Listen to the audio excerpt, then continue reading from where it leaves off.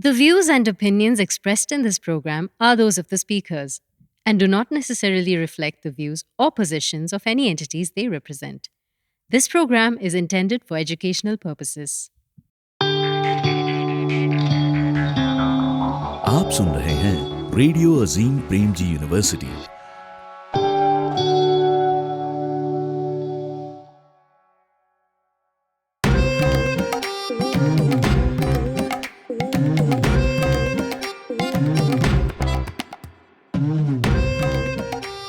Bhakti Republic with Amit Basole. Episode 1 Bonus Bombay Talkies.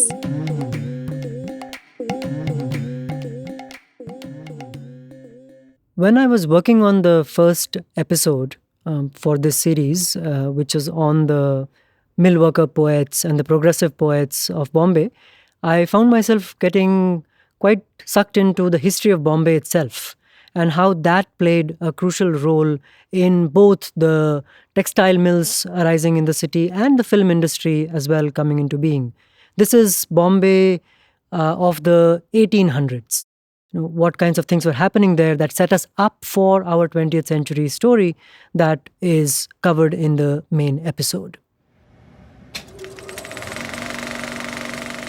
I want to go back maybe 100 or more years earlier and start with the time when the Marathas were finally defeated by the British in the early 19th century, the early 1800s, and Bombay, which until then had been an isolated British outpost, became connected with an entire hinterland of Maharashtra and beyond.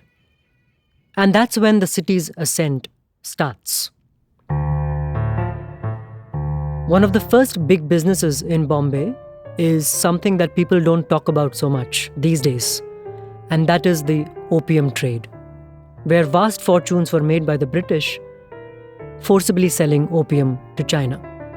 Indian merchants like Jamshedji Jijiboy, Khowasji Jahangir, and others whose names are well known and who are the paradigmatic philanthropic founders of the city of Bombay were part of this opium trade.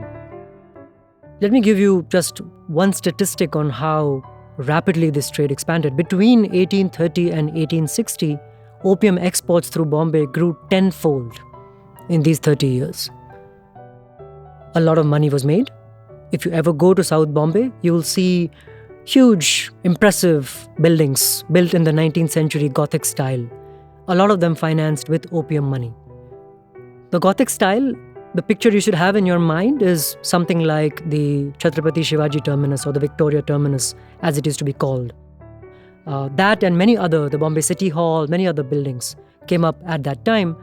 And for example, the Convocation Hall at the University of Mumbai, you can image Google it and see the building, was conceived by Sir Gilbert Scott, who was one of the best known Gothic architects of his time, and it was funded by Khowasji Jahangir, who was a prominent opium merchant.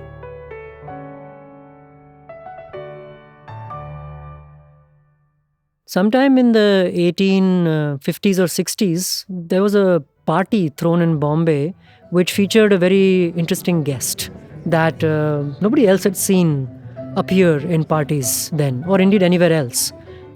That was ice.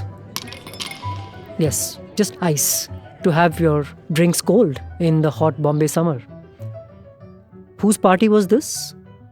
This was a party thrown by Sir Jamshedji Jijiboy, one of Bombay's most prominent citizens of the time, a philanthropist. And in his party, people encountered this ice for the first time. This story, which I read in Naresh Fernandez's book City Adrift, was one of the many fascinating stories I found or came across when I was doing some reading for the first episode of this series, which is on Lok Shahirs and the progressive poets of Bombay in the 20th century. The next chapter of Bombay's economic history stars cotton and textiles, which I think many more people would be aware of. The profits of opium went into these industries in the late 19th century. And here again, there's an interesting historical accident. When the American Civil War happened in the 1860s, the exports of cotton from America to England were affected. And Bombay stepped in as the exporter of Indian cotton to Britain. Remember, this is the time when the British textile industry was huge and expanding. We're talking about the 1860s, 70s, Manchester and all of those cities, Lancashire, the famous part of England, which was the hub of this textile industry. These cities were hungry for as much cotton as they could get. That cotton earlier used to come from the American South. It was interrupted when the Civil War started in America, and Indian cotton stepped in.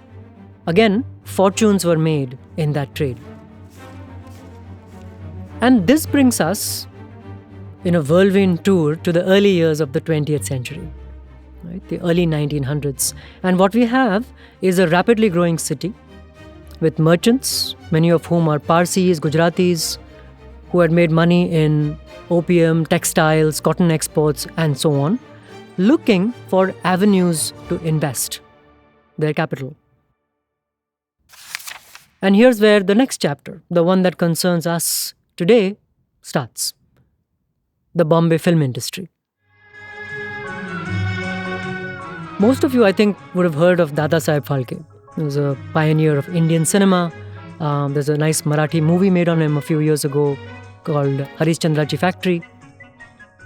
What you perhaps may not know is that his first financier was a guy called Shankar Bhatt, and he was a textile tycoon.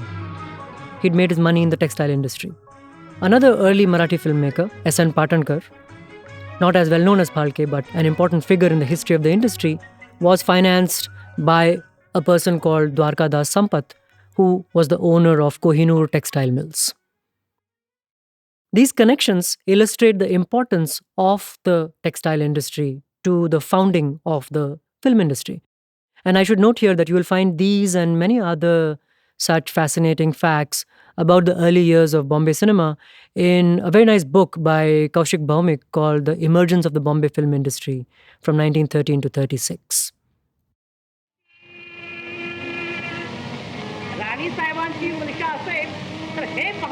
But the Parsi and Gujarati contribution to Bombay cinema doesn't stop at finance. The tradition of Parsi and Gujarati theatre was already well established in the city in the 19th century itself, which had also attracted a lot of people who were of the artistic type, writers, actors, singers, stage decorators, and so on.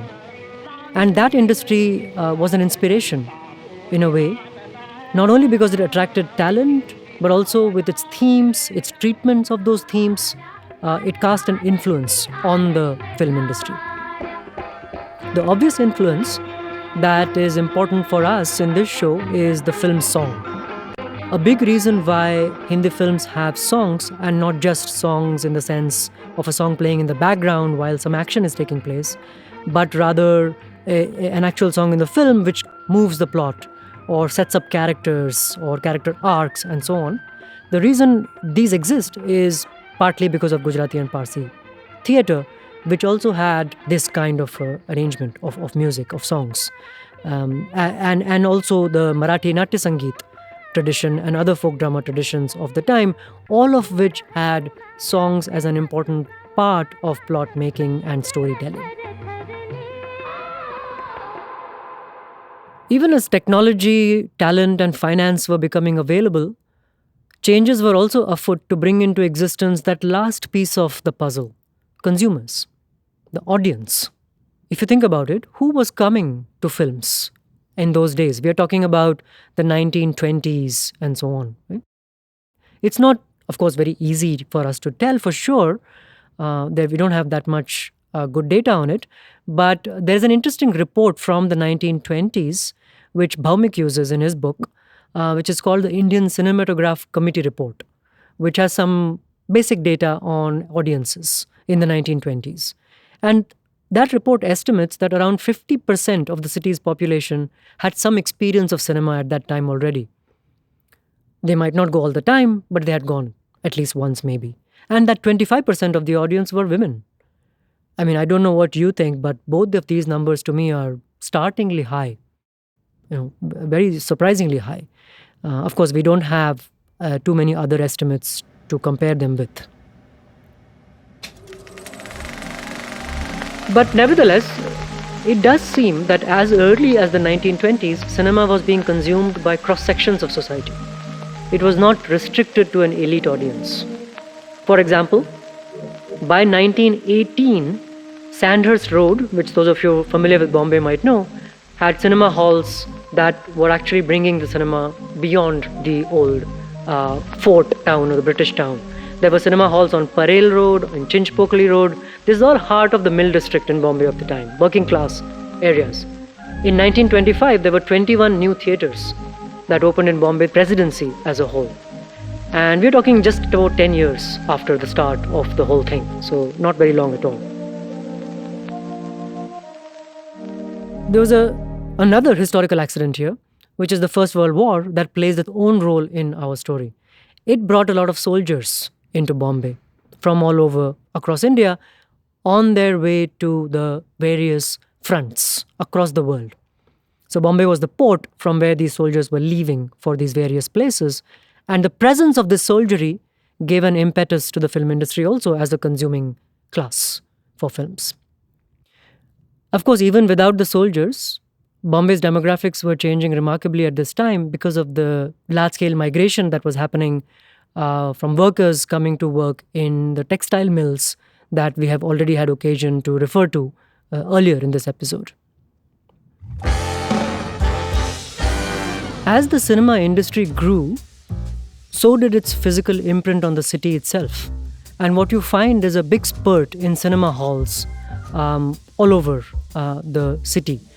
And in the talkie era in particular, in the 1930s, is when you start seeing many of these iconic Art Deco theatres. Art Deco is sort of the fashionable style of that time, the architectural style of the time. And if you go to Bombay, you might see Eros Cinema outside Churchgate railway station, or Regal Cinema near the Gateway of India. All of these theatres, Eros, Regal, Metro, Plaza, they were all designed and built in the 1930s in the Art Deco style. And alongside cinema halls, there are hoardings, paintings, and the visual presence of the cinema is also growing. And in this context, I want to talk about a very interesting character who, though not a poet, I think paints a very nice picture, and I'm making a very bad pun here, you'll see why, of what Bombay was like. And this guy is Baburao Painter, that's his name. He is the son of a blacksmith and carpenter from Kolhapur in Maharashtra. And he started his life as a stage backdrop painter in the Parsi theatres. So creating these sets and painting the backgrounds and so forth. And he became a very important stage and set designer and a filmmaker in his own right. One of the people who supported him was Chhatrapati Shahu Maharaj of Kolhapur, who is also famous for having supported Ambedkar in his social activism. For me, the life of Baburao Painter is really kind of such an interesting Bombay life.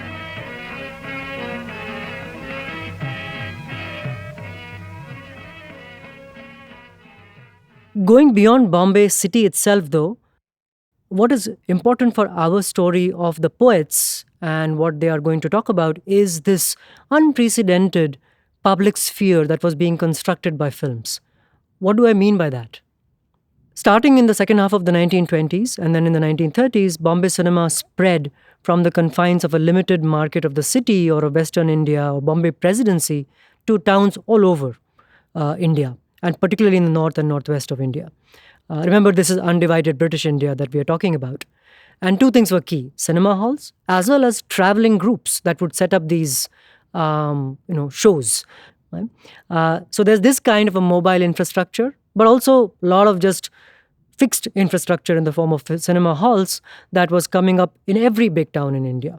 Bangalore had 21 cinema halls across the Pete, which is the traditional town, and the cantonment at that time in the 20s. And Lahore had 16. So we have a burgeoning audience and a public sphere being created here. It's creating an audience for the films. A kind of a sign, if you will, a symbol of the mainstreaming of Bombay cinema might be that in the year 1932, for the first time, the Times of India, which was a very elite English newspaper of the time, advertised a film for the first time. Until then, it had ignored this industry. And that film is called Indra Sabha, The Court of Indra.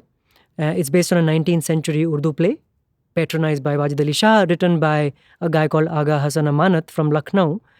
And this film, it was made in 1932. It has, hold your breath, 72 songs. So the theatres, cinema halls, these are creating these audiences. But even more important for our story is radio, because that's where the songs enter the picture. How are people listening to songs and the music that films are producing?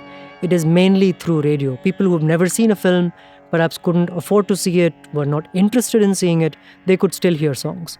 Even if they didn't own a radio, they could pass by maybe a shop, a pan shop or something else which was playing this music, and they would listen to it. All India Radio is a very big part of this story. And we also know this because there was a famous episode in the 1950s, in 1952, when All India Radio banned Hindi film music. When B.V. Keskar, who was the chief of All India Radio, said that film songs have become vulgar, westernized and so forth, and we can't have them on radio. Of course, what happened when AIR banned Hindi film music was that people switched to Radio Ceylon. So it's not like they were not listening to it anymore. नमस्ते बहन और भाइयों, मैं आपका दोस्त अमीन सायानी बोल रहा हूँ. And the demand was obviously there and it didn't go away. And AIR reversed the ban a few years later. This almost whirlwind tour of history hopefully will give you an idea of the forces that came into play, the conditions that created what is a very unique public sphere, which is going to be taken advantage of by the progressive poets, which we talk about in the first episode. The way films gave them an opportunity. And what I've done in this episode is to really lay out very briefly the history, the genesis of the film industry and the conditions that it created.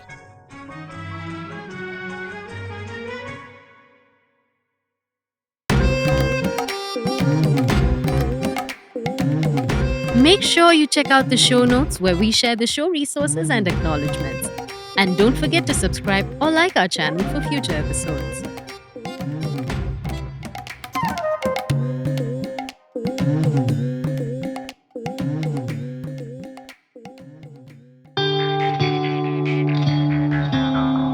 आप सुन रहे हैं radio Azim Premji university